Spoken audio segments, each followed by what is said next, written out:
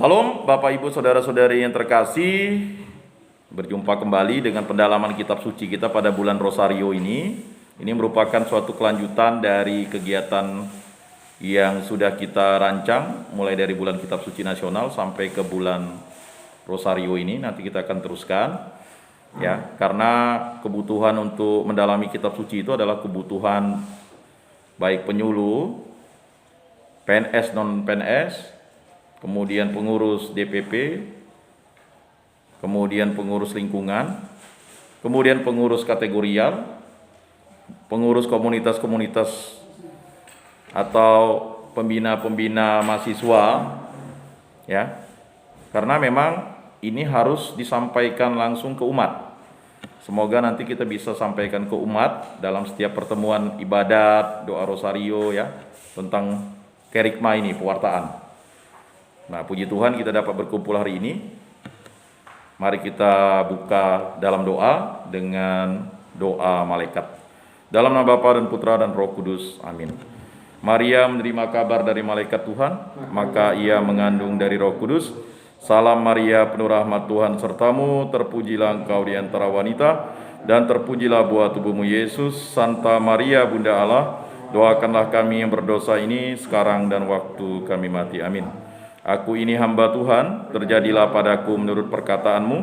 Salam Maria, penuh rahmat Tuhan sertamu, terpujilah engkau di antara wanita, dan terpujilah buah tubuhmu Yesus. Santa Maria, Bunda Allah, doakanlah kami yang berdosa ini sekarang dan waktu kami mati. Amin. Sabda sudah menjadi daging dan tinggal di antara kita. Salam Maria, penuh rahmat Tuhan sertamu, terpujilah engkau di antara wanita, dan terpujilah buah tubuhmu Yesus. Santa Maria, Bunda Allah, doakanlah kami yang berdosa ini sekarang dan waktu kami mati. Amin. Doakanlah kami ya Santa Bunda Allah, supaya pantaslah kami menikmati janji Kristus. Marilah kita berdoa. Ya Tuhan, karena kabar malaikat kami mengetahui bahwa Yesus Kristus Putramu menjadi manusia. Kami mohon curahkanlah rahmat-Mu ke dalam hati kami, supaya berkat sengsara dan salibnya kami dibawa kepada kebangkitan yang mulia oleh Kristus Tuhan kami. Amin. Bapa yang bertata dalam surga, terima kasih atas karya agung-Mu kami dipertemukan di tempat ini, di gedung antik ini, di paroki Bunda Maria Jeruju ini. Semoga apa yang akan kami dalami ini, yang merupakan firman dan sabda-Mu, menjadi suatu tanda peringatan bagi kami bahwa kami sebagai penyuluh, sebagai pengurus DPP, pengurus lingkungan, pengurus kategorial, pengurus dari SKAMI, pengurus dari mahasiswa Katolik, dapat menjadi pribadi yang selalu bertekun dalam firman dan sabda-Mu. Berkatilah kegiatan kami ini ya Bapa, agar berguna bagi tumbuh kembang iman kami dan juga untuk pewartaan kami. Semua doa ini kami serahkan dengan perantaraan Tuhan kami Yesus Kristus yang hidup dan meraja kini dan sepanjang segala masa. Amin. Dalam nama Bapa dan Putra dan Roh Kudus. Amin. Baik Bapak Ibu Saudara-saudari yang terkasih, pada hari ini kita lanjut dulu ke surat-surat Paulus. Ya, surat-surat Paulus, supaya kita dapat memahami itu. Seperti yang sudah saya sampaikan kemarin, kisah para rasul dan surat-surat Paulus itu punya ikatan batin atau ikatan emosional yang sangat dalam. Kita tahu kisah para rasul itu dibukukan atau ditulis oleh Santo Lukas, sedangkan surat-surat Paulus ditulis oleh Rasul Paulus atau Santo Paulus. Nah, sebelum kita sampai memahami surat-surat Paulus yang begitu luar biasa untuk menyemangati, menghidupkan, dan bahkan membela, ya, membela dalam artian ya, bahwa firman dan sabda Tuhan itu betul dari Allah sendiri. Jadi kata membela itu ya, surat-surat Paulus ini sebenarnya ingin menegaskan bahwa apa yang diwartakan kepada umat dan jemaat pada saat itu adalah keyakinan yang berasal dan bersumber dari Yesus Kristus sendiri. Sering kita tahu bahwa moto Paulus itu, bukan diriku lagi yang hidup dalam diriku, tetapi Kristus Yesuslah yang hidup dalam diriku. Jadi kata Kristusnya itu, Mesiasnya itu, ya kan, biasa dianggap ya, didepankan oleh Rasul Paulus. Baik, Kita lihat kronologi kehidupan Paulus dulu. Karena melihat kronologi kehidupan Paulus itu baru kita bisa tahu maksud dan tujuan surat-surat Paulus ini. Dengan menggunakan kisah para rasul dan surat-surat Paulus, maka tokoh ini lebih kita kenal daripada tokoh-tokoh lain dalam Perjanjian Baru. Kedua sumber yang masing-masing berdiri sendiri ini saling menguatkan dan melengkapi, meskipun ada kelainan-kelainan dalam soal-soal kecil. Kita malahan dapat menyusun suatu kronologi riwayat hidup Paulus secara lebih kurang teliti, ya. Karena bertepatannya beberapa peristiwa dalam riwayat hidup Paulus dengan kejadian-kejadian yang kita ketahui menurut ilmu sejarah. Seperti waktu Galio menjabat prokonsul di Korintus, Kisah Para Rasul 18 ayat 12, dan tahun Festus menggantikan Felix, Kisah Para Rasul 24 ayat 27 sampai 25, ya, Kisah Para Rasul bab 24 ayat 27 sampai Kisah Para Rasul bab 25 ayat 1 sebagai wali negeri di Palestina. Nah, kita tahu Paulus dilahirkan di Tarsus di Kilikia. Itu ditulis di Kisah Para Rasul bab 9 ayat 11, kemudian bab 21 ayat 39, bab 22 ayat 33. Kira-kira tahun 10 Masehi. Dari keluarga Yahudi suku Benyamin. Ya. Kita tahu itu dari Roma 11 ayat 1, Filipi 3 ayat 5, dan yang telah menjadi warga negara Roma, Kisah Para Rasul bab 16 ayat 37. Dan seterusnya. Kemudian kita bisa lihat di bab 22 ayat 25 sampai 28, kemudian bab 23 ayat 27. Semasa mudanya Paulus dididik di Yerusalem oleh Gamaliel yang memberinya pengajaran mendalam tentang agama Yahudi sesuai dengan ajaran mazhab Parisi. Jadi mazhabnya itu adalah mazhab Parisi.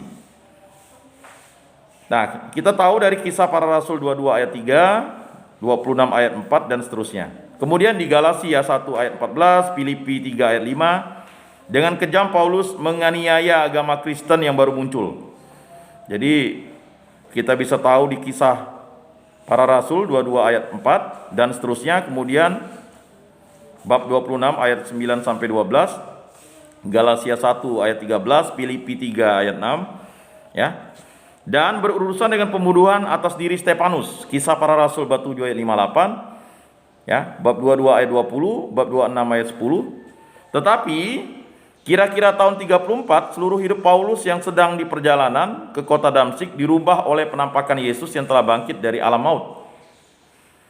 Tuhan yang bangkit, ya, menyatakan kepadanya, ya, benarnya agama Kristen dan bahwa tugasnya yang khas ialah mewartakan Injil kepada orang-orang bukan Yahudi. Jadi Yesus Kristus sendiri yang menampakkan diri kepada Saulus dan berubah namanya menjadi Paulus. Kita bisa tahu di Kisah Para Rasul bab 9 ayat 3 sampai 16. Kemudian kita tahu juga di Galatia 1 ayat 12, ayat 15 dan seterusnya. Kemudian Efesius 3 ayat 2. Sejak saat itu Paulus merelakan hidupnya untuk mengabdi Kristus yang secara pribadi telah menangkapnya untuk dijadikan pengikutnya. Jadi bahasanya menangkapnya, Kristus menangkapnya.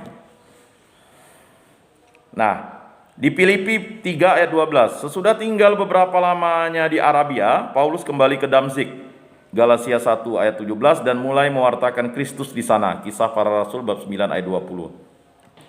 Kemudian sesudah sebentar mengunjungi Yerusalem, Galatia 1 ayat 18, Kisah Para Rasul bab 9 ayat 26 sampai 29, maka dalam tahun 39 Paulus pergi ke Syria dan Kilikia. Galatia 1:21, Kisah Para Rasul 9:30, sampai Barnabas mengajaknya kembali ke Antiokhia di mana mereka mengajar bersama. Kisah Para Rasul bab 11 ayat 25 dan seterusnya, dan lihat juga bab 9 ayat 27. Dalam perjalanan yang pertama tahun 45 sampai 49 ke Siprus, Pamfilia, Pisidia dan Kaunia, Kisah Para Rasul 13 sampai 14, Saulus mulai menggunakan nama Yunaninya. Nama Yunani Latinnya Paulus, ya, untuk mengganti nama Yahudinya yaitu Saul. Jadi nama Yahudinya itu Saul, ya. Nah, lalu ini Kisah Para Rasul 13:9, ya. Karena berkarya dengan lebih baik, maka Paulus menyisihkan Barnabas, Kisah Para Rasul 14 ayat 12, dalam tahun 49, jadi 14 tahun sesudah bertobat, Galatia 2 ayat 1, Paulus naik ke Yerusalem untuk ikut serta dalam konsili para rasul. Nah itu. Jadi ada konsili Yerusalem atau konsili para rasul, ya. Sebagian karena pengaruhnya, konsili itu menyetujui bahwa hukum Yahudi tidak mengikat orang-orang bukan Yahudi yang masuk Kristen. Jadi karena pengaruh Paulus inilah orang-orang yang bukan Yahudi itu tidak terikat dengan hukum Yahudi, ya. Kisah Para Rasul bab 15 ayat, ya. Kemudian Galatia 2 ayat 3 sampai 6, tugas Paulus di antara orang-orang bukan Yahudi juga secara resmi diakui, Galatia 2 ayat 7 sampai 9. Kemudian ia mengadakan perjalanan-perjalanan lagi, ya. Perjalanan kedua, Kisah Para Rasul 15 ayat 36 sampai 18, ya. Kemudian ayat bab 22. Dan perjalanan ketiga, Kisah Para Rasul 18 23 sampai, ya, bab 21 ayat 17. Masing-masing berlangsung dalam tahun 50 sampai 52 dan 55 sampai 58. Sehubungan dengan surat-surat Paulus, perjalanan-perjalanan itu akan kita bicarakan lagi, oleh karena surat-suratnya itu ditulisnya justru selama di perjalanan-perjalanan itu. Tahun 58 ditahan di Yerusalem, Kisah Para Rasul bab 21 ayat 27 sampai 23, ya, ayat 22, dan dimasukkan ke dalam penjara sampai tahun 60. Kisah Para Rasul bab 23 ayat 23 sampai 26, dalam musim semi tahun 60, wali negeri Festus mengirimnya ke Roma dengan pengawalan ketat. Kisah Para Rasul 27, ya, ayat 1 sampai 28, ya. Kemudian, ya, sesudah di Roma ditahan 2 tahun, tahun 61 sampai 63. Paulus dibebaskan karena tidak terbukti salah. Kemudian ia mungkin pergi ke negeri Spanyol seperti yang direncanakannya. Kita tahu di Roma bab 15 ayat 24 sampai dan ayat 28, ya. Tetapi surat-surat pastoral Timotius dan Titus mengandaikan bahwa Paulus masih mengadakan perjalanan-perjalanan ke timur. Penahanan Paulus yang kedua di Roma berakhir dengan kemartiran, sebagaimana diberitakan oleh tradisi yang paling tua. Ini kiranya terjadi di dalam tahun 67. Nah itu dia. Jadi dia sudah dibebaskan karena tidak salah, tetapi dia ditahan lagi, ya. Nah, kita lihat kepribadian Paulus. Jadi dari Kisah Para Rasul dan dari surat-surat Paulus juga mungkin mendapat gambaran jelas mengenai kepribadian dan perangai sang rasul. Paulus adalah seorang yang semangatnya berapi-api dan yang dalam mengejar cita-citanya tidak tahu lelah atau menghitung jerih payahnya. Nah itu dia. Pada pokoknya cita-cita Paulus ialah cita-cita keagamaan. Satu-satunya yang menjadi pusat perhatiannya ialah Allah. Nah ini, ya. Jadi penyuluh itu seharusnya punya sikap hidup kayak Paulus ini sebenarnya, ya. Kemana-mana fokusnya Allah, ya, harapannya. Tetapi ya pasti bisa, ya. Dalam mengabdi Allah sebagai hamba, ya, setiawan, ia menolak segenap kompromis dalam bentuk manapun. Jadi dia tidak ada kompromi. Kalau udah mengabdi Allah, ya mengabdi Allah. Tidak ada lagi yang lain, begitu, bah. Dalam artian iman itu hanya kepada Allah, Allah Tritunggal Maha Kudus, Sang Kristus, Sang Sabda, Sang Firman, Sang Logos, Roh Kudus, ya. Maka di surat-surat Paulus itu kita bisa dapat jelaskan, atau kita dapat penjelasan yang luar biasa tentang firman dan sabda Yesus Kristus itu dijelaskan dengan lugas dan tegas oleh Santo Paulus, ya. Nah, itulah sebabnya maka mula-mula Paulus mengejar mereka yang dianggapnya sebagai bid'ah dan muswalah. Ya, kita tahu Paulus itu mengejar bid'ah dan muswalah. Mengapa? Karena orang-orang ini bisa menyesatkan orang-orang yang tahu tentang Allah.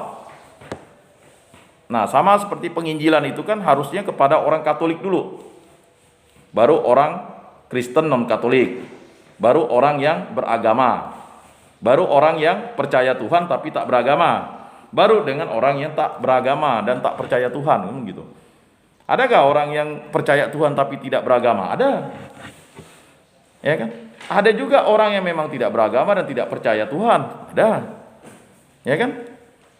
Nah, kelompok yang paling sangat sukar adalah orang yang percaya kepada setan. Nah, itu kacau. Kalau dia tidak beragama, tidak percaya Tuhan, nyaman. Masih nyaman. Tapi kalau yang percayanya kepada setan, ini ada kelompok manusia seperti itu di muka bumi itu. Nah, selanjutnya ya, kita bisa lihat di 1 Timotius 1 ayat 13, kemudian bagian dari Kisah Para Rasul bab 24 ayat 5, ayat 14. Tetapi kemudian mewartakan Kristus setelah berkat wahyu mengerti bahwa dialah satu-satunya penyelamatan, ya kan? Jadi Yesus itu adalah satu-satunya penyelamatan, atau satu-satunya. Yesus itulah satu-satunya, kan begitu. Nah, itu lagu itu sebenarnya terinspirasi oleh surat Rasul Paulus itu.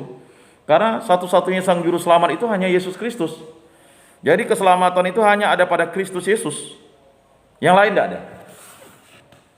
Kata yang lain tidak ada itu artinya yang tahu jalan ke surga itu adalah Allah sendiri, begitu. Ya. Apakah itu egoistis? Tidak, itu sikap Paulus, bahwa Paulus tahu persis bahwa satu-satunya jalan keselamatan itu hanya melalui Kristus Yesus. Ya, seperti bacaan hari ini kan keras nih.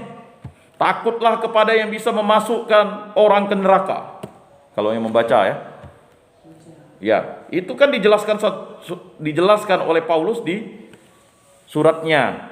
Kita baca tadi surat kepada jemaat di Roma kan. Lalu bacaan ya yang dituliskan itu kan, takutlah kepada orang yang bisa memasukkan orang ke neraka. Siapa itu? Allah sendiri kan. Jadi setan tuh tak berkuasa memasukkan orang ke neraka tuh. Bahasa orang sini ini ya kan, setan tuh pendusta. Merampok lah bahasa sini. Ya kan? Nah, dia mengganggu saja begitu. Maka bacaan hari ini kalau orang membaca kitab suci jelas dan lugas begitu. Nah, makanya kita mendalami surat Rasul Paulus itu, ketika kita sudah membaca Injil, keempat Injil dengan mantap, lanjut ke Kisah Para Rasul, ya, dengan selesai, kita akan mendapat sinkronisasi yang luar biasa. Maka seorang penginjil itu, ya, memulai karyanya itu dengan membaca kitab suci utuh dari kitab Kejadian sampai Wahyu. Tetapi ada kitab suci yang mesti memang dibacakan setiap hari. Itu bacaan Injil, dibaca setiap hari. Setiap hari, bahkan gereja Katolik, ya kan, yang bisa membacakan Injil itu kan dalam misa hanya imam kan. Tetapi partisipasi umat membaca Injil itu ya dalam ibadat juga sudah digerakkan dan sudah bergerak. Lalu ada bacaan-bacaan yang memang mendukung itu. Bacaan pertama biasa diambil dari ya Perjanjian Lama biasanya. Kemudian bacaan kedua diambil dari Perjanjian Baru, dan paling banyak surat Rasul Paulus ini. Ya. Sebelum surat-surat Katolik ya. Nanti ada juga surat-surat Katolik, surat Yakobus, surat Yohanes, surat Yudas ya, surat Petrus ya. Tetapi surat Rasul Paulus ini merupakan sinkronisasi. Kalau kita membaca Kisah Para Rasul, maka urutan itu jelas: Injil Matius, Markus, Lukas, Yohanes, baru Kisah Para Rasul, barulah surat Rasul Paulus ya. Mengapa? Karena ya umat diajak berpikir dewasa dalam iman. Dewasa dalam iman itulah dia membaca kitab suci secara utuh dan konkret, tidak setengah-setengah, ya kan, berdasarkan ya aturan dari gereja, magisterium gereja. Membaca kitab suci itu kan bagi orang Katolik itu ya tidak boleh memenggal ayat sesukanya. Ya, misalnya bacaan hari ini kan sudah dipilih oleh gereja. Tahunnya tahun apa, ya kan? Kemudian genapkah ganjil? Nah, kemudian gereja melihat itu ada sinkronisasi kontekstualisasinya dengan hidup hari-hari ini, ya jelas. Hidup hari-hari ini kan orang bertanya-tanya. Ya. Di lingkungan-lingkungan bertanya-tanya mungkin dalam doa rosario. Ya, mengapa kita harus doa rosario pada bulan 10? Kan ada sejarah riwayatnya itu. Ya. Jadi kalau orang Katolik tidak berdoa rosario itu ya, itu seakan-akan belum lengkap lah jadi orang Katolik, belum lengkap. Memang doa rosario itu devosional, ya. Tapi doa rosario itu kan rangkaian Alkitabiah, ya. Kalau kita mengikuti doa rosario komplit itu kan kita bisa tahu perjalanan karya agung Allah itu. Mulai dari Bunda Maria menerima kabar dari malaikat Gabriel, lanjut, ya. Ada suatu peristiwa yang luar biasa. Maria mengunjungi Elizabeth saudaranya. Nah, nanti kita tahu bahwa di situ ada yang namanya Yohanes Pembaptis. Ya. Lanjut, Yesus dilahirkan di kandang Bethlehem. Kan enggak bisa lagi di kandang Bethlehem. Ngapa orang Katolik ya buat kandang Natal ya? Jelas kandang Bethlehem, kandang. Ya kan? Kandang itu kan rumah binatang. Kan enggak ada kandang itu untuk manusia, rumah binatang. Yesus lahir tuh di palungan. Tidak ada yang terbantahkan lagi. Siapa saksinya? Saksinya adalah Bunda Maria dan Santo Yosef. Ditambah dengan para malaikat, ditambah dengan para gembala, ditambah dengan 3 raja dari timur. Ya kan? Jadi tidak ada yang terbantahkan lagi tuh. Ya kan? Nah, kandang Bethlehem. Lalu Santo Fransiskus Assisi tambah di gua katanya. Bisa jadi kandang itu kan berbentuk gua. Ya kan? Ya, itu tadi kan inspirasi. Ya. Jadi ditanya lagi, di mana orang Katolik buat kandang itu kan Natal? Ya itu. Yesus dilahirkan di kandang Bethlehem. Yang tidak percaya kitab suci berarti jangan jadi Kristen begitu. Lalu lanjut ke ya, Yesus dipersembahkan ke bait Allah. Bayangkan, Yesus dipersembahkan ke bait Allah, sebenarnya kata dipersembahkan itulah baptis. Ya, baptis. Yang pertama kali dengan sunat kan 8 hari kan dipersembahkan ke bait Allah. Jadi anak sulung orang Israel itu harus dipersembahkan ke dalam bait Allah karena itu sudah ketetapan pada zaman Musa. Anak sulung, ya kan? Nah, apalagi anak sulung laki-laki kan? Nah, itu suatu ketetapan dan kewajiban. Bagaimana dengan anak laki-laki yang lain? Tetap harus dipersembahkan ke dalam bait Allah juga. Tetapi yang wajib itu adalah anak sulung. Ya, karena anak sulung itu nanti dia menjadi pemimpin keluarga setelah bapaknya tiada. Maka hak kesulungan, kita tahu Yakub dan Esau itu kan berkelahi gara-gara hak kesulungan. Di dalam perut mereka sudah berkelahi itu, Esau dan Yakub. Apa yang terjadi? Ya kan? Maka ya Yakub itu kan artinya yang memegang tumit Esau, artinya namanya Yakub. Kalau Esau itu kan berbadan merah dan berbulu. Nah, jadi dia waktu dia lahir itu, dia megang tumit si Esau. Keluarlah dia. Lalu dalam kehidupan sehari-hari mereka ini ya dalam perut Ribka ya sudah saling bergulat ya, ya kan? Keluar pun saling berlomba juga ya. Ya. Lalu apa yang terjadi? Ya. Kesalahan fatal dibuat Esau. Waktu dia lapar, si Yakub ini kan pandai masak. Dia masak kacang merah. Lalu datanglah Esau itu berburu saking laparnya kan. Kalau orang lapar, inilah nih kalau orang lapar, apapun diserahkan. Ya kan? Kalau kau mau makan, kau harus kasih hak kesulunganmu kepadaku, kata si Yakub. Itu. Esau sih, iyalah ambillah, katanya makan. Dia lupa dia. Ujung-ujungnya makanya ya, kalau kita tahu sebenarnya Esau yang sudah menjual hak kesulungan kepada adiknya. Jadi jangan menyalahkan Yakub. Memang akhirnya setelah itu Yakub dibilang penipu kan. Karena ya Ribka itu terluka hatinya karena Esau mengambil 2 perempuan Kanaan yang sesembahannya bukan Allah. Jadi Esau itu tidak ngambil istri dari yang disetujui oleh bapak ibunya. Itu tambah buat pedih bapak ibunya itu. Ya.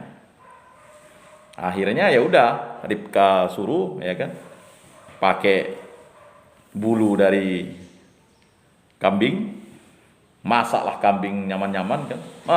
Dapatlah hak kesulungan itu, hak berkat itu.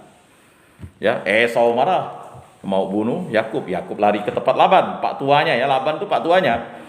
Dulu perkawinan secara garis keturunan itu memang perkawinan keluarga ya. Jadi Laban itu juga, Yakub juga diajar karena dia nipu kan. Dia dapat ganjaran juga. Dia lihat Rahel tuh, wah cantik, makanya dia mau. Wah, tinggallah di situ, kerja 7 tahun. Ditipu Laban. Tidak baik ya kan, kawin dengan adiknya dulu, harus kawin dengan kakaknya. Mau gimana? Kan ada telukung tuh. Kemarin telukung tuh cadar Pak. Jadi rupanya perkawinan di sana tuh tidak boleh lihat orang dulu. Ya udah, malah pengantin kan pagi-pagi dia lihat, oh kok Lea pula. Ya kan? Pastilah Lea itu sama cantiknya dengan Rahel, tapi paling cantik Rahel gitu Pak. Kan tidak mungkin juga. Akhirnya Yakub ya marah dengan Laban. Tidak baik kamu kawin dengan adiknya dulu, harus kawin dengan kakaknya katanya. Akhirnya gimana untuk dapat Rahel? 7 tahun lagi kerja, barulah dapat Rahel. Akhirnya, tapi kan ujung-ujung berkelahi juga kan. Ya, walaupun adik-beradik Lea dan Rahel itu kan hak kesulungan itu terus ya bertentangan. Sampailah pada saat ini nih ya, sering terjadi klaim mengklaim. Bapak Ibu saudara-saudari yang terkasih, kita kembali lagi ya. Itu tadi semacam intermezzo bagaimana kita tahu bahwa Saulus, namanya itu Saul ya, dari suku Benyamin, dan kita tahu leluhurnya itu Saul itu adalah raja pertama yang diangkat oleh Allah ya, melalui perantaraan Samuel. Jadi raja orang Israel itu Allah, YHWH, Elohim.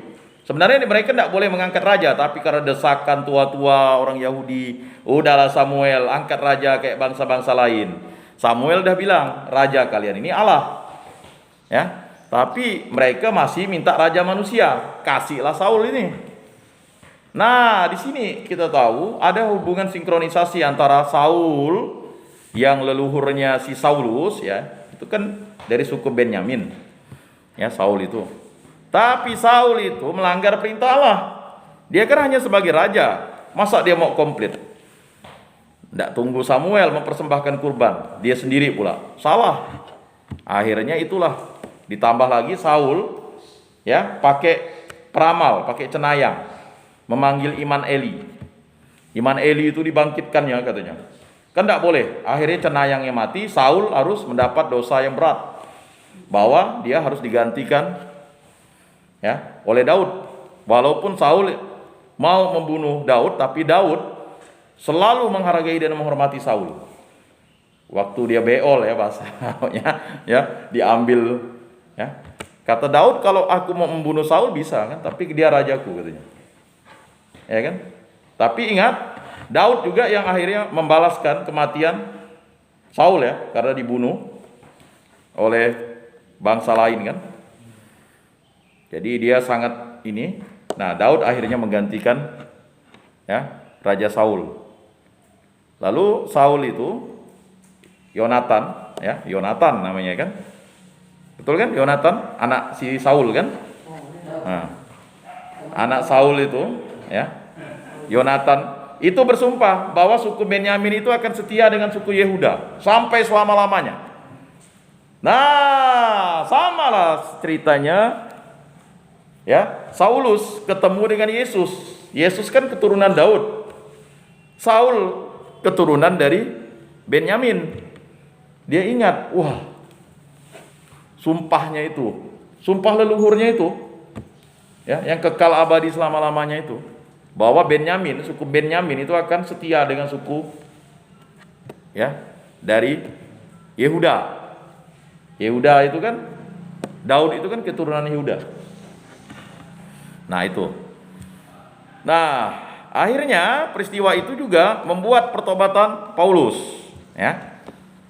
Jadi peristiwa itu, tapi peristiwa yang sangat termulia ketika Yesus menampakkan dirinya kepada Saul. Dan Saul percaya bahwa itulah Allah. Dan tak bisa orang itu bisa melihat Allah tanpa kehendak Allah. Yang menangkapnya adalah Yesus sendiri. Ya. Sama seperti Saul dulu dipilih oleh Samuel, ditangkap kan? Saul itu kan pergi dengan kawannya mau cari keledai ya, hilang kan? Tiba-tiba ketemu Samuel. Saul itu orangnya perawakannya tinggi seperti orang Filistin.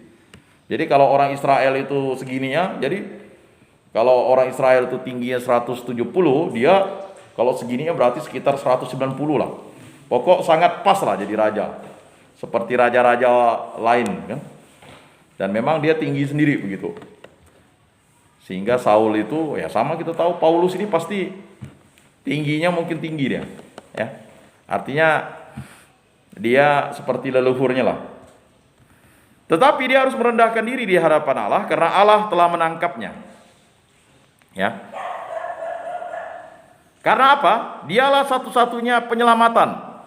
Semangat yang tak bersyarat itu terungkap dalam kehidupan yang terdiri atas penyangkalan diri yang mutlak dan pengabdian kepada Dia yang dikasihi Paulus. Ya. Kerja keras dan lelah, haus, penderitaan, kemiskinan dan bahaya maut. Itu dihadapi oleh Paulus. Penyuluh mau seperti ini, ya kan? Boleh, ya kan? Tetapi ada caranya di masa sekarang kan. Makanya ya, kalau kita tahu itu, ya kan? Para biarawan-biarawati itu kan mengucapkan kaul. Ya kan? Ya, janji untuk hidup ya, kaul ketaatan, kaul kemurnian dan kaul kemiskinan yang dirubah sekarang kesederhanaan. Ya kan? Nah, kata miskin ini kan mulai dianggap sesuatu yang tidak pas, ya kesederhanaan lah. Sebenarnya ya memang biarawan-biarawati hidup miskin. Tetapi pengelolaan dia itu ya, kita tahu teori Rapeson ya. Ya kan? Poor people helping poor people. Orang miskin menolong orang miskin kan. Jadi kata kemiskinan itu bagian dari proses bagaimana kita hidup sederhana ya. Kita kaya karena Kristus, tetapi kita miskin di hadapan Kristus. Mengapa? Karena kita tak punya apa-apa. Nah, ini kita bisa baca di 1 Korintus 4 ayat 9 sampai 13, 2 Korintus 4 ayat 8, kemudian bab 6 ayat 4 sampai 10, bab 11 ayat 23 sampai 27. Tidak dipedulikan sama sekali manakala Paulus menunaikan tugas yang dianggapnya sebagai tanggung jawabnya. Ya. Kita lihat 1 Korintus 9 ayat 16. Tidak ada sesuatu pun dari semuanya itu yang mampu memisahkan Paulus dari kasih Allah dan Kristus. Roma 8:35 ya. Roma 8 ayat 35 sampai 39. Sebaliknya ya, semuanya itu dianggap barang berharga oleh karena menyerupai dirinya dengan gurunya yang bersengsara dan tersalib. 2 Korintus 4 ayat 10, kemudian Filipi 3 ayat 10, ya. Kesadaran akan panggilannya yang tunggal membuat Paulus memiliki gairah akan yang luhur-luhur dan besar-besar. Kalau ia merasa dirinya bertanggung jawab akan semua jemaat. 2 Korintus 11 ayat 28. Kemudian Kolose 1:24 dan berkata bahwa bekerja ya lebih daripada yang lain-lain. 1 Korintus 15:10, kemudian 2 Korintus 11 ayat 5 dan mengajak kaum beriman untuk mencontohnya. 2 Tesalonika bab 3 ayat 7. Maka keterangan semacam itu bukanlah kesombongan, melainkan kebanggaan orang suci yang rendah hati. Jadi hati-hati ya. Kesombongan itu adalah orang yang jahat, tapi kalau kemegahan itu karena kita mau hidup suci di hadapan Allah. Sekarang agak sulit. Kalau dulu sering kita tahu kan, orang memegahkan kejujurannya kan.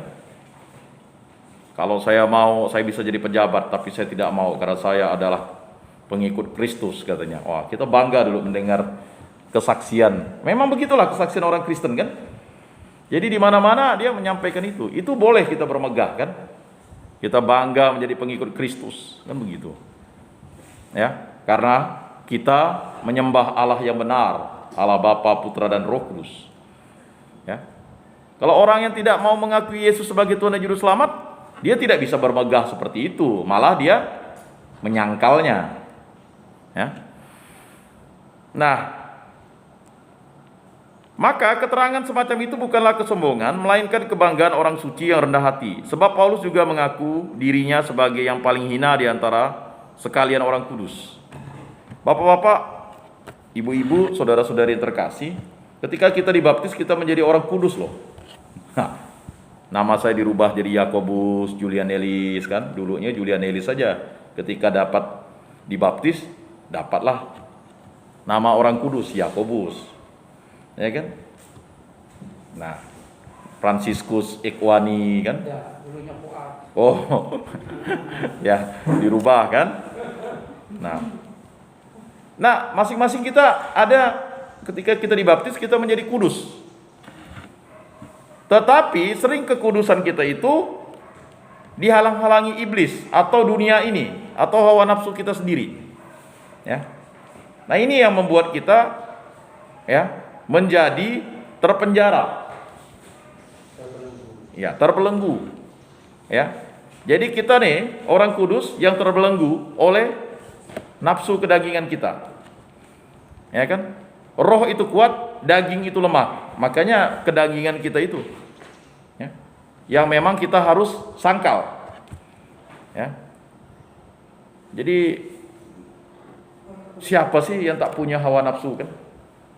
Nah, jadi itu bisa membelenggu jadinya. Nah, bapak-bapak, ibu-ibu, saudara-saudari yang terkasih, maka keterangan semacam itu bukanlah kesombongan, melainkan kebanggaan orang suci yang rendah hati. Sebab Paulus juga mengakui dirinya sebagai yang paling hina di antara sekalian orang kudus. 1 Korintus 15:9, Efesius 3:8. Karena telah menganiaya jemaat Allah. Karya-karya besar yang dilaksanakan ini dianggap berasal dari Tuhan yang berkarya dalam dirinya. Jadi karya-karya besar yang dilakukan oleh Paulus itu berasal dari Tuhan. Makanya bukan lagi aku yang hidup dalam diriku, tetapi Kristus Yesuslah yang hidup dalam diriku. Itu moto Santo Paulus yang luar biasa. Tidak bisa terbantahkan lagi karya Tuhan itu. Bahkan Santo Paulus itu memang ya berani dengan tegas ya mengkritik Santo Petrus. Kamu munafik katanya. Tapi dia tetap mengakui Petrus sebagai pemimpin para rasul. Dia tidak ingin mengkudeta Petrus, tetapi kemunafikannya itu yang dia bantah. Dan dia tahu orang yang tak disiplin itu tidak mau dia lagi suruh ikut. Contoh Markus, katanya, ya kan, jangan lagi ikut sampai dia bertengkar dengan ya Barnabas. Padahal Barnabas itu yang mempromosikan dia bahwa Paulus sudah hidup baik loh, ya kan. Jadi kita harus terima nih, saudara-saudaraku dalam Yesus Kristus. Tapi kata Paulus, ya, kalau ingin menjadi Kristus itu, ya, ingin mengikuti Kristus itu, tidak bisa tidak disiplin kan? Bayangkan, ya. Jadi Paulus ini di atas rata-rata, ya, di atas rata-rata. Dia tidak pernah membebani orang. Dia kan pekerjaannya itu menjahit tenda ya.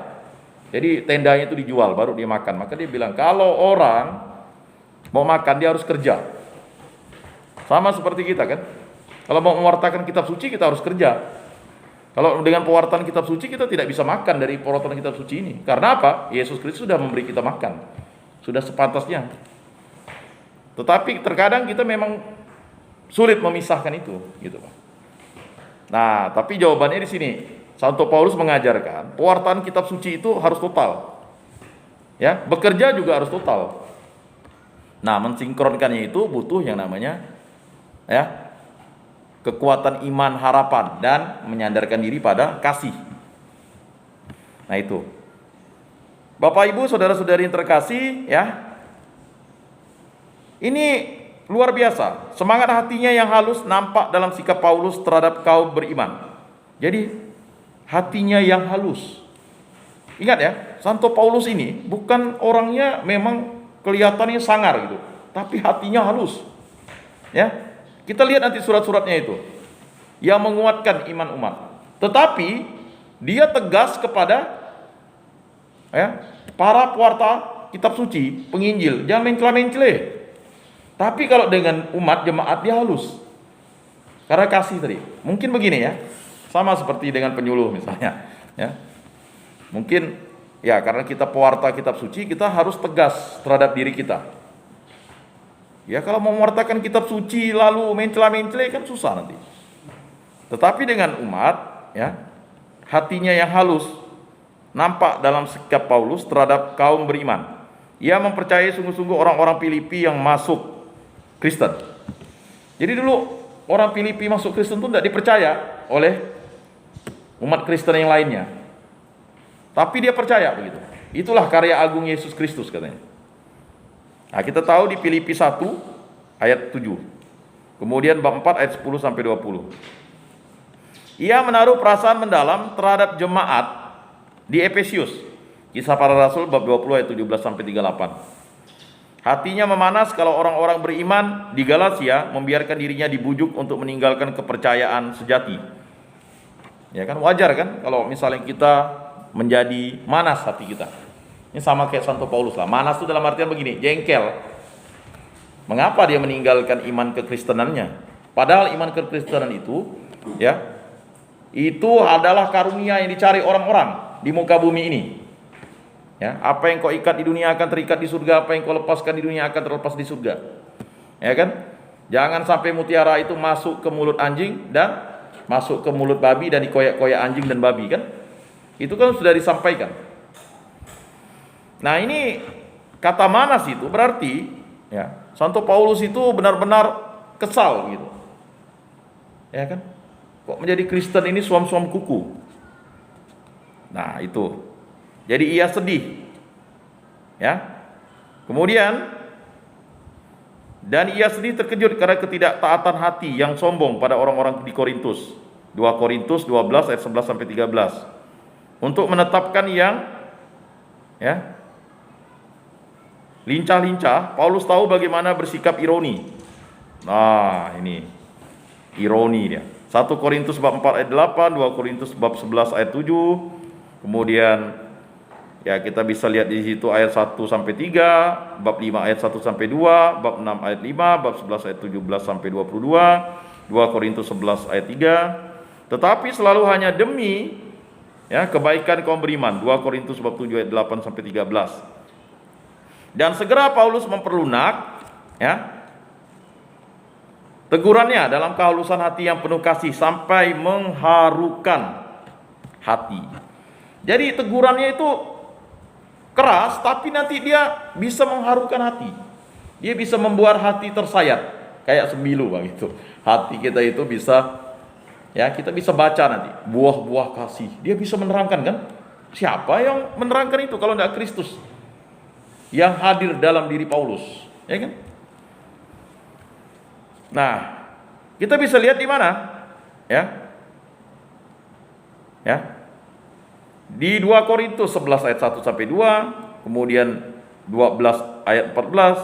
Bukankah hanya Paulus lah bapa mereka? 1 Korintus bab 4 ayat 14, 2 Korintus bab 6 ayat 13, kemudian 1 Tesalonika bab 2 ayat 11, ya. Filemon bab 10, bahkan ibu mereka. Jadi Paulus ini dia bisa menjadi bapak dan ibu. Bapak kan tegas, ibu kan penuh kasih sayang kan gitu kan. Bapak marah, mama kasih makan. Cobalah kalau kita bapak marah, mama marah, pasti kita tinggalkan rumah. Ya kan?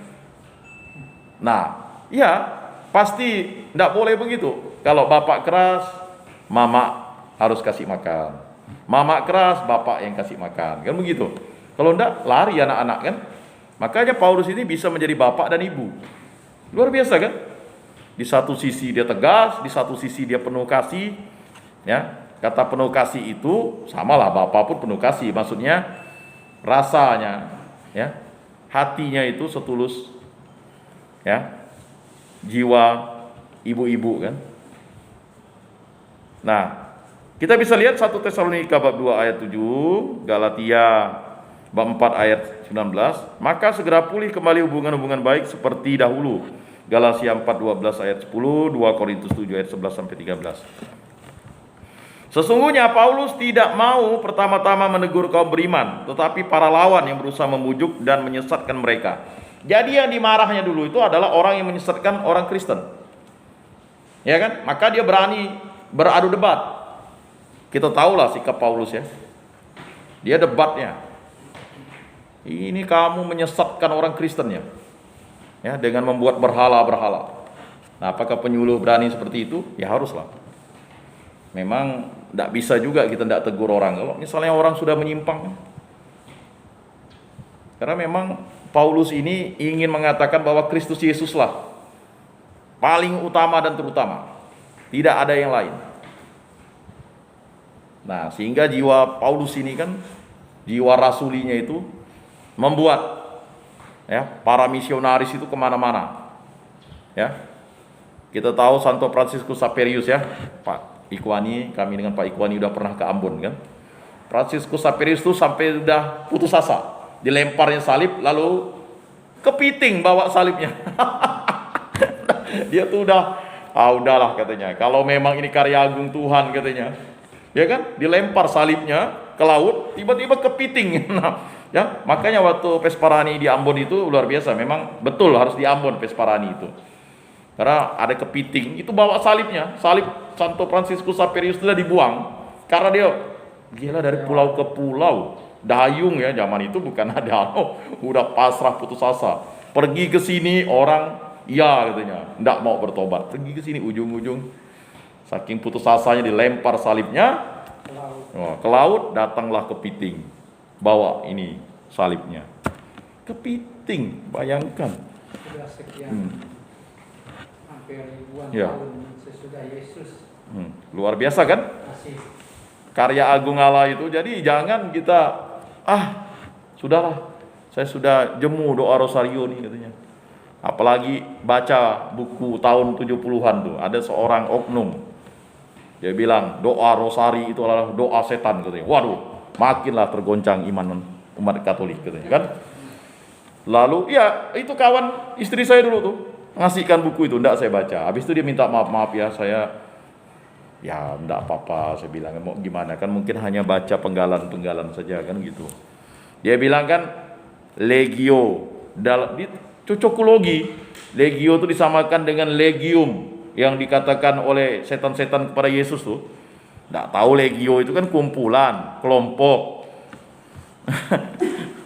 Jadi itu dikait-kaitkan. Waduh, kacau lah. Nah, makanya banyak orang Katolik ini kadang lalu baca buku satu, lalu seakan-akan pengetahuannya sudah seperti sedunia. Ya kan? Buku itu tahun 70-an memang. Masih dicetak. Mudah-mudahan sudah dibredel kali buku itu. Ya. Nah itu memperlemah. Memang ada keinginan untuk memperlemah iman umat, ya, untuk tidak devosional itu. Devosional kepada Maria, devosional kepada ya rosario ini kan ditetapkan gereja karena memang ya untuk memperkuat iman umat, untuk taat kepada Allah. Nah, jadi jelas ya. Orang-orang Yahudi yang di mana-mana melawan dan menghalangi Paulus.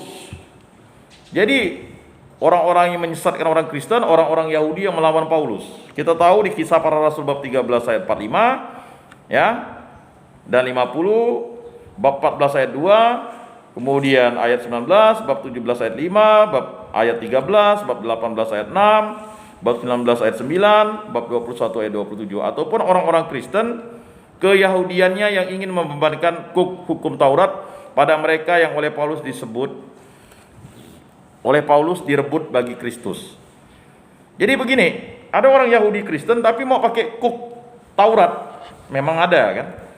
Seperti para rasul kan tak bisa disangkal mereka orang Yahudi murni. Ya, begitu juga Paulus. Kita bisa lihat di Galatia 1 bab 7. Ya, bab 2 ayat 4, bab 6 ayat 12 dan seterusnya. Terhadap golongan-golongan itu Paulus tidak kenal ampun. Wah, ya. Artinya tidak kenal ampun itu bukan maksudnya tidak mengampuni ya. Maksudnya tidak ada dikasih celah dia untuk membantah tuh. Kita bisa lihat di 1 Tesalonika bab 2 ayat 15 dan seterusnya. Kemudian Galatia bab 5 ayat 12, Filemon 3 ayat 2. Gairah mereka yang sombong dan kedagingan dihadapi Paulus dengan daya rohani sejati yang menyatakan diri melalui kepribadiannya yang lemah. Aku ini lemah, tapi karena Kristus Yesus diriku menjadi kuat. Wah, ini luar biasa. 2 Korintus bab 10 ayat 1, Dilanjutkan bab 12 ayat 2 ya. Dan dengan sikap jujurnya yang membuktikan Paulus tidak mencari keuntungan sendiri. Kisah Para Rasul bab 18 ayat 3. Ada sementara orang yang berkata bahwa para lawan Paulus ialah para rasul di Yerusalem. Ini. Katanya Paulus ini lawannya rasul di Yerusalem, itu sebagian orang. Tetapi pendapat itu tidak dapat dibuktikan ya. Karena ini adalah kelompok bid'ah yang ingin membenturkan Paulus dengan para rasul. Ya, karena Paulus itu memang awalnya tadi adalah menyerang bid'ah-bid'ah itu. Orang-orang yang menyesatkan orang Kristen. Ya. Jadi kita sebagai penyuluh agama Katolik, orang-orang yang menyesatkan orang-orang Katolik itu kita harus lawan dengan doa, dengan kasih, ya kan? Dan kita harus jelaskan begitu. Ya, orang Katolik kan harus pergi misa. Ya, saya ingat dulu, jadi tempat saya nyuluh dulu itu, kamu ke gereja kah? Enggak, Pak. Saya dilarang, Pak. Loh, pamanmu agamanya apa? Katolik. Bibimu Katolik. Lalu enggak ke gereja kan? Enggak, suruh jaga warung. Sesat dah tuh saya bilang. Lawan tuh saya bilang. Pak, nanti saya enggak boleh tinggal. Ya, kamu kan cerdik seperti ular, tulus seperti merpati, ya kan? Ya banyak ya anak-anak kita tuh akhirnya berbohong.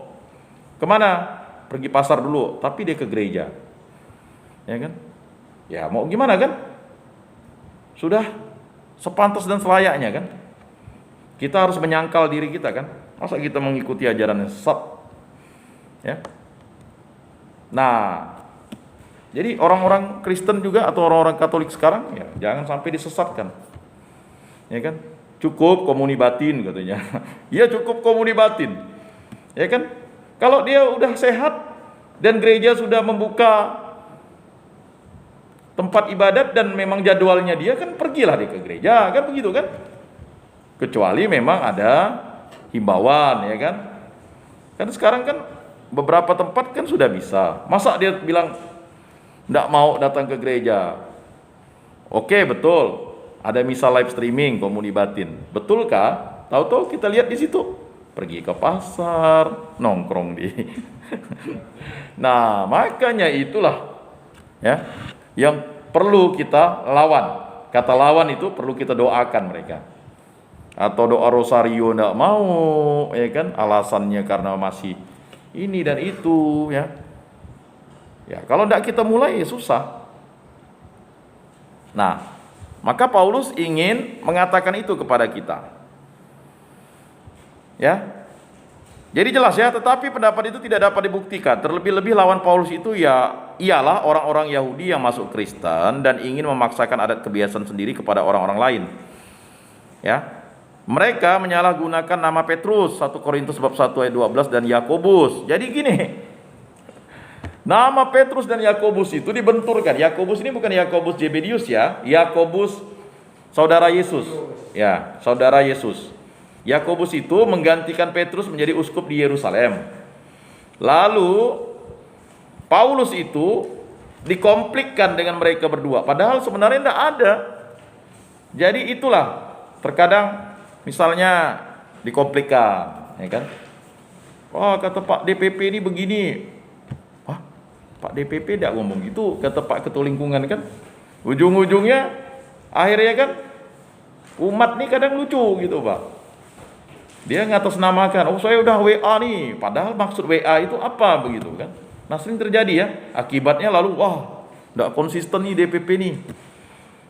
Ngomong di rapat A nanti berubah B, C, D, kata Ketua Lingkungan. Ujung-ujung kan jadi tak percaya. Padahal itu gara-gara umat sendiri yang memang mau cari pembenarannya. Nah ini sering terjadi, ya kan? Kata pastor boleh katanya. Bahkan ada yang dulu mengatakan kata uskup. Wih, saya bilang, uskup saja boleh katanya. Ini kadang umat ini hati-hati ya. Kita sebagai penyuluh tuh jangan sampai terbawa pada arus emosional gara-gara mau dikomplikan. Kata Jonathan nih boleh nih katanya. Misalnya ya kan, ini penyuluh dari Tanjung Hulu nih kan begitu. Ujung-ujungnya kan akhirnya apa? Jonathan yang menjadi nama yang tak benar kan begitu. Nah, kita bisa lihat itu ya. Untuk menurunkan kewibawaan Paulus. Jadi Paulus itu kewibawaannya itu mau diturunkan oleh orang-orang yang iri dengan dia, dengki. Ya. Maklum, Paulus ini kan dulu penganiaya jemaat Kristen, tapi setelah itu dia menjadi pembela kaum Kristen yang luar biasa. Ya kan? Kok bisa menjadi manusia? Itulah katanya. Ketika dirubah oleh Kristus, apapun bisa gitu, Pak. Ya, orang yang jahat sejahat-jahatnya bisa menjadi baik sebaik-baiknya, kan begitu. Ya. Tapi kita tahu bahwa Paulus itu jahat karena tidak tahu. Ya kan? Karena dia dididik dengan keras. Tambah lagi kaum Farisi sering ya sampai dikutuk Yesus, celakalah kau orang Farisi, ya kan? Mana si Paulus tuh lalu tidak geram dengan pengikut jalan Tuhan, kan? Geram lah dia. Dia dikata-katai. Akhirnya dia tahu bahwa yang dia lakukan dulu itu keliru, ya kan? Maka dia katakan, bukan aku yang di dalam hidup dalam diriku, tapi Kristus Yesuslah. Nah, ini Paulus ini memang luar biasa wibawanya ya, wibawanya. Makanya dia disejajarkan dengan Santo Petrus dan Paulus. Ya kan? Gereja tuh kan menyejajarkan dia tuh. Santo Petrus dan Paulus. Ya kan? Petrus pemimpin gereja, Paulus punya ajaran yang mendukung kepemimpinan Petrus. Nah, ini luar biasa nih. Makanya pestanya disatukan, Santo Petrus dan Paulus, doakanlah kami, kan begitu. Ya. Jadi dua rasul ini kan sejajar, tetapi Paulus tahu bahwa kepemimpinan itu Petrus, tetapi kalau mengenai ajaran, ya, Paulus itu menegur Petrus dengan keras supaya tidak menjadi munafik. Oh, ini jangan nih, ya. Makanya kalau kita lihat tuh kan, Petrus memegang kunci, Paulus gini marah-marah kan. Habis itu dia berdamai dengan berpelukan. Loh, itu begitu. Ya. Makanya konsili Yerusalem itu kan menetapkan, bukan masalah ya. Jadi pengikut Kristus itu adalah orang yang bersunat dan tidak bersunat. Ya kan? Jangan tradisi Yahudi dipaksakan kepada orang yang tak bersunat, kan tidak mungkin. Ya kan? Nah, makanya ya kalau kita tahu Rasul Paulus ini memang sering dibenci oleh kelompok-kelompok yang lain ya, atau yang sebelah misalnya. Karena dia katanya menyimpangkan ajaran Kristen. Nah, kacau lagi nih, ada buku tuh mengatakan Rasul Paulus menyimpang. Inilah yang terjadi, ada kelompok-kelompok Yahudi yang ingin menurunkan wibawa Paulus. Sudah dapat ya jawabannya ya. Karena buku itu memang tebal ya, yang mengatakan bahwa Rasul Paulus itu menyimpangkan ajaran Kristen. Nah, itu tak benar itu. Ya. Nah, jadi jelas ya. Kalaupun terjadi bahwa sehubungan dengan perkara tertentu Paulus menentang Petrus, Galatia 2:11 ayat 14. Namun Paulus selalu menyatakan dirinya orang yang suka berdamai. Kisah Para Rasul bab 21 ayat 18 sampai 26. Dan seksama ia mengorganisasi pengumpulan dana untuk orang-orang Kristen yang miskin di Yerusalem. Galatia 2 ayat 10. Karena ia beranggapan ini jaminan paling baik bagi persatuan antara orang-orang Kristen bekas kafir dan jemaat induk di Yerusalem. Jadi kata bekas kafir itu artinya yang dulu adalah ya bukan Yahudi, begitu Pak. Tetapi ketika menjadi Kristen, dia menjadi ya satu. Orang Yahudi dulu adalah ya bukan orang kafir kan, tapi disebut ya jemaat Kristen Yahudi. Maka disebut Kristen jalan Tuhan itu umat jalan Tuhan, Pak. Ya. Nah, kita bisa baca di mana? Di 2 Korintus bab 8 ayat 14, bab 9 ayat 12 sampai 13, Roma bab 15 ayat 26. Nah, ini ya cukup panjang ya.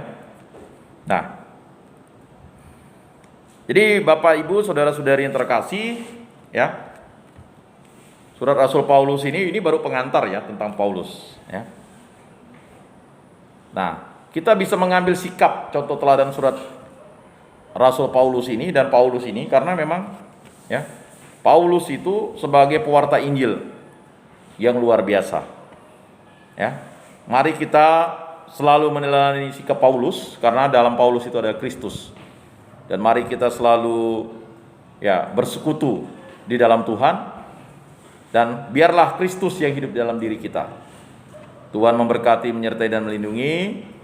Salam kasih, damai dan sejahtera. Salam, mari kita tutup dalam doa.